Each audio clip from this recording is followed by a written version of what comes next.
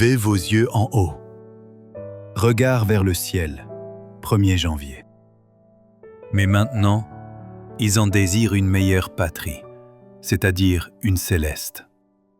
C'est pourquoi Dieu n'a pas honte d'être appelé leur Dieu, car il leur a préparé une cité.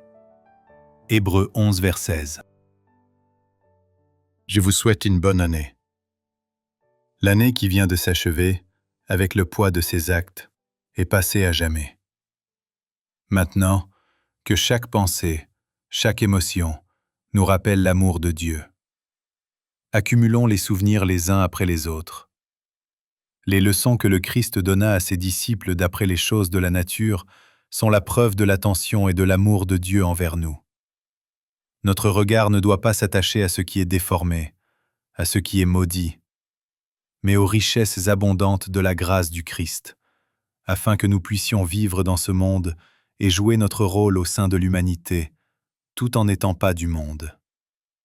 Lorsque, pèlerins et étrangers en quête des précieux dons de Dieu et de la joie qui nous attend, nous recherchons la cité dont le Seigneur est l'architecte et le constructeur, et que nous contemplons ce qui nous attend, les demeures que Jésus est allé nous préparer, anticipant ces foyers bénis, nous oublions les difficultés et les tracas de cette vie.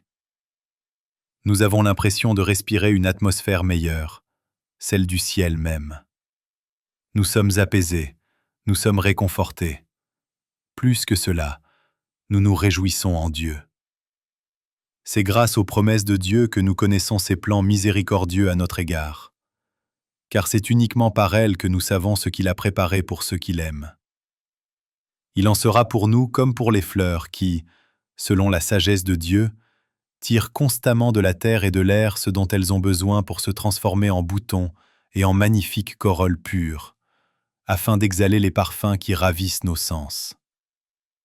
Nous retirons des promesses de Dieu tout le calme, le réconfort et l'espérance qui font mûrir en nous les fruits de la paix, de la joie et de la foi.